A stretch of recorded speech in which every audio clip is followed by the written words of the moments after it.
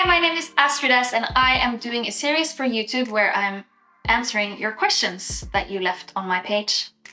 Let's go! Okay, so the first question is from @LeneRush1520. And she's asking me two questions. Do you tend to listen to the same music genre as you produce, or do you listen to other types of music to relax and pause your brain? I make pop music, so I do listen to a lot of pop music, but I also love listening to jazz when I'm working. So jazz without a singer. So there's no lyrics, so I can focus on my work. And I also love to listen to indie pop, a lot within the pop genre. Alternative, I've just discovered Boy Genius.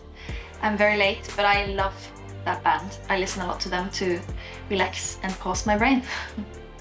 The second question is, how did you find your tune, music style, or singing voice? Did you try out different genres to sing before knowing what type of music suited you the most? I remember I was making a lot of singer-songwriter country pop music when I was a teenager, and then after I started recording in the studio, listening to my own voice, I found it to be like lighter, with some lighter texture to it. So that's when I started experimenting with darker pop. Like the first songs I put out is 2 AM and a song called Hide, which is, you know, darker pop, and I really like the contrast of the dark and my lighter voice. But yeah, it takes some time, and I feel like going from project to project, I always like to experiment within pop so that it feels fresh to me, but I think for a lot of people it's just pop. Okay, @KieranKumar6320 asks me, I feel like listening to your voice and lyrics soothe my soul. Thank you very much. I have been listening your songs a lot these days. Can you tell me what's your next project? My next project is an album that is coming out next year, and I thought it would take a lot of time to write it, but everything happened very quickly because I knew what I wanted it to be probably a year ago from now. So I just finished it, and we're shooting videos and pictures for it in a few weeks, so that's very exciting. @KlickeCarolina is saying, hi Astrid, just a few questions for you. Your interaction with fans on social media has changed over time. You used to be very active, especially on Twitter, aka X, their new name. But it seems less so now. Can you explain why this shift in communication with fans has occurred? That is a very good question. I think for me, Twitter was where I first connected with fans, and there was this really amazing community there. I've seen less and less of that community be present on Twitter. So for me, it's been natural to move on to other social media platforms. But I did really love the Twitter era, where it was all about just writing whatever came to mind and then having threads and discussions, and felt more intimate than, you know, an Instagram post. And I totally agree. I feel like posting on Instagram and Twitter isn't as conversational necessarily, but you know, I'm trying to figure out how to, I feel like everyone's trying to figure out TikTok, but I'm trying to figure out a way for it to feel more inviting and intimate like it used to. But maybe I should make a Twitter comeback. Okay, @UnluckyHT asks me, which song are you most proud of?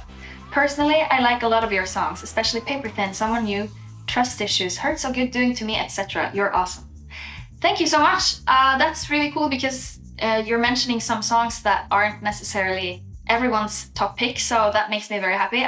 I'm very proud of one of my songs called It's Okay If You Forget Me, because to me, it felt like I was able to write it exactly how it felt, which can be hard sometimes, but it's very satisfying when I'm able to do it. For me, it was kind of this different narrative after a breakup, where you're kind of relieved and you're just wishing yourself and the other person well, instead of the super sassy, fuck you, you're my ex. So that felt very good. I'm very proud of that song.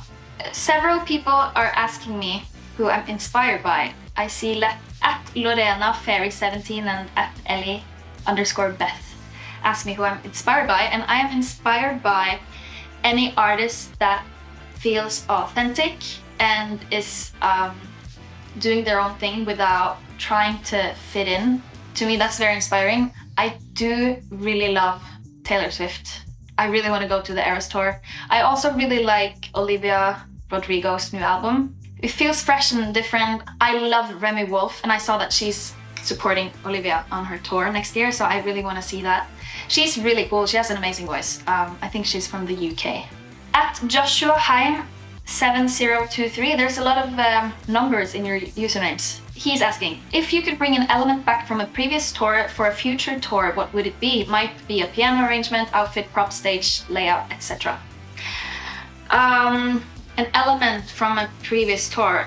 I did a whole tour where the concept was doing it acoustic, so a stripped down tour. I would love to do that again. That experience was amazing and very intimate, and I feel like I connected with the audience in a different way. There was one weird concert though, because I was playing at this, I didn't know it was a diner, but I was playing at a diner kind of thing in New York, and people were like eating while I was playing a show. So you could hear like the forks and the knives working.